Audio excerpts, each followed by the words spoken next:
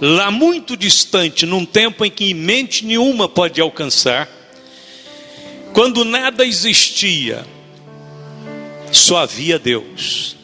O infinito era preenchido pelo Deus infinito.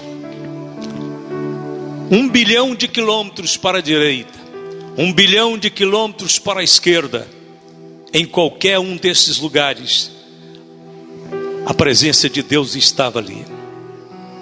Imagine o infinito preenchido com o mais absoluto amor, com a mais perfeita paz, com a mais reta justiça. Então alguém curiosamente pode perguntar-me: Deus estava sozinho nessa imensidão de eternidade? Eu respondo: não.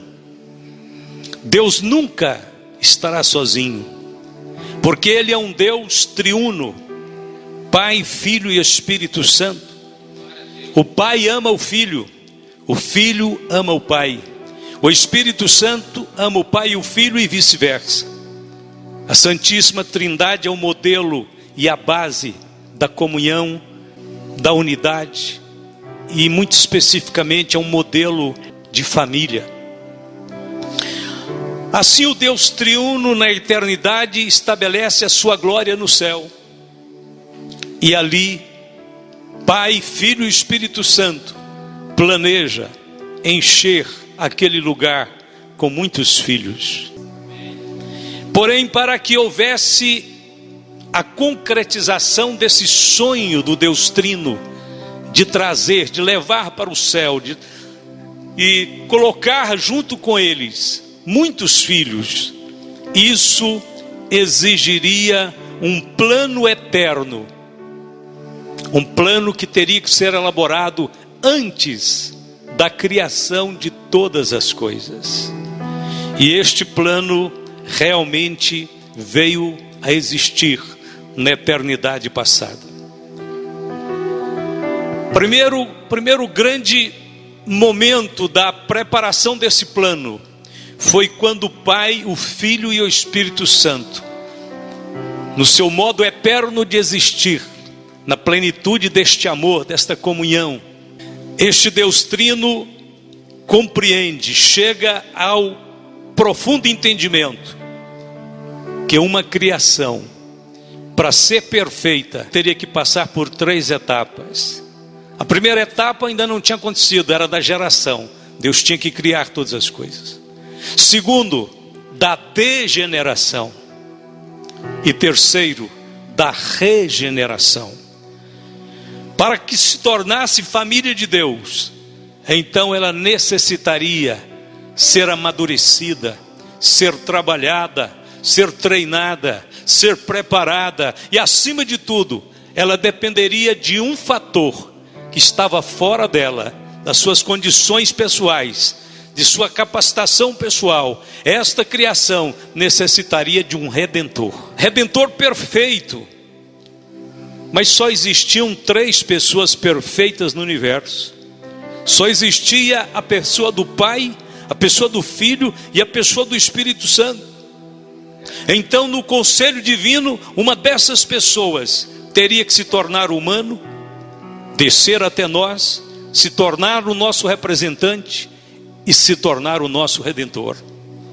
É exatamente neste contexto eterno em que nós estamos imaginando essa eternidade passada, Pai, Filho e Espírito Santo, antes de criar tudo, antes de acontecer todas as coisas, Ele está preparando para fazer uma criação perfeita e também levar muitos filhos à glória. Então, nesse momento do conselho divino,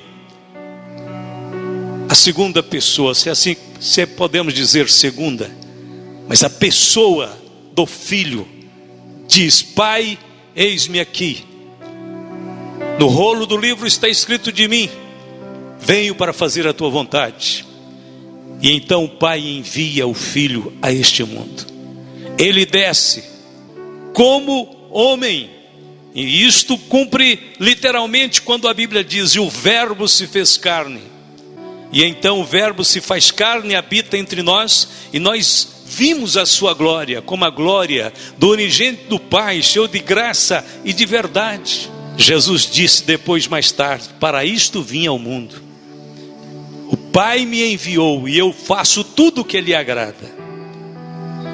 Esta representação do Deus Trino aqui na terra por Jesus Cristo foi a maior de todas as revelações que o mundo já teve. Deus havia enviado no passado profetas, levantado os patriarcas, falado com eles em visões. Deus tinha dado a lei no Sinai. Deus tinha usado grandes homens como Moisés, como Davi, como Samuel.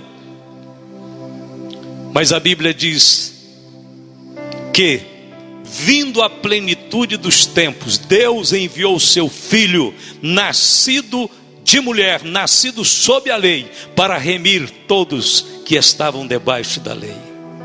Havendo Deus antigamente falado de muitas maneiras, muitas vezes de muitas maneiras aos pais pelos profetas, a nós falou-nos nesses últimos dias pelo Filho, a quem Ele constituiu herdeiro de todas as coisas, sendo Ele a expressa imagem do Deus invisível, revelando toda a glória do Pai, revelando toda a sabedoria do Pai, toda a bondade do Pai, toda a misericórdia do Pai. Jesus era a encarnação plena do Deus eterno. Tudo quanto Deus pensava, Jesus falava. Tudo quanto Deus queria, Jesus queria. Tudo quanto Deus estabeleceu, o Filho veio para executar. Então Jesus vem e começa o seu ministério, e Ele compartilha de todas as nossas dores, de todos os nossos sofrimentos, para ser mediador perfeito, pelo que convinha que em tudo fosse semelhante aos irmãos, para ser misericordioso e fiel sumo sacerdote naquilo que é de Deus, para expiar os pecados do povo, porque naquilo que Ele mesmo, sendo tentado, padeceu, pode socorrer aos que são tentados. Aos Hebreus 2, 17, 18. E então chega o Calvário. No Calvário, Jesus então se torna o sacrifício substitutivo, tornando-se maldição por nós. Aquele que não conheceu o pecado, o fez pecado por nós, para que nele fôssemos feitos justiça de Deus, segundo aos Coríntios 5, 21. Ele morre expiando o pecado, pagando o pecado, cumprindo todos os tipos, sombras e símbolos do Velho Testamento. Jesus era o Cordeiro de Deus que tira o pecado do mundo. Antes dele, milhões de animais haviam sido oferecidos nos altares judaicos.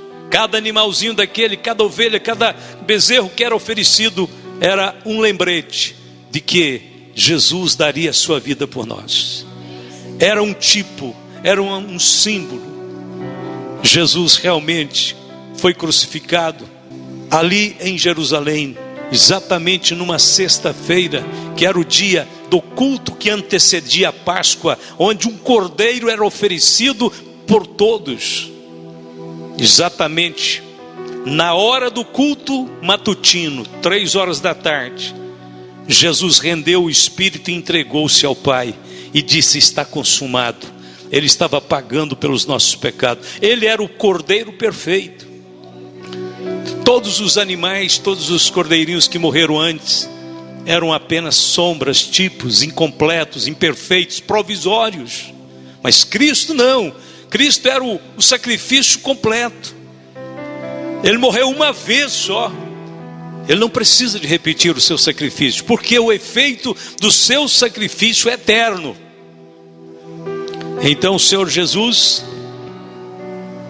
vai para o túmulo, e na ressurreição, Jesus sai do túmulo, é declarado Filho de Deus em poder, segundo o Espírito de santificação pela ressurreição dos mortos. Romanos 1,4. E a partir daquele momento da sua ressurreição, Ele se torna o primeiro da nova família. Ele é as primícias daqueles que vão ressuscitar, daqueles que serão chamados como filhos para habitar na glória. Ele é constituído como modelo para nós, sendo o irmão mais velho, aquele que também é o príncipe da nossa salvação. através do qual todos nós chegaremos um dia diante de Deus, não pelos nossos méritos, mas pelos méritos dele. O modelo, o tipo da ressurreição de Cristo é o tipo da ressurreição final, absoluta, eterna, permanente, para nunca mais sofrer as influências da morte. Então ele é o primeiro desta nova criação. Então na ressurreição ele é declarado Filho de Deus em poder, segundo o Espírito da santificação. E aí, a partir desse momento, o plano da salvação está estabelecido. Começa a funcionar. A pregação do Evangelho seria para levar essas boas novas a um Redentor. Ele já morreu por vós.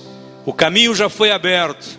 É preciso colocar fé nele. É preciso render-se a ele. É preciso abrir o coração para ele. Permitir que ele tome sua vida nas mãos dele. Você tem que ser um com Jesus para que ele possa comunicar a vida dele para você.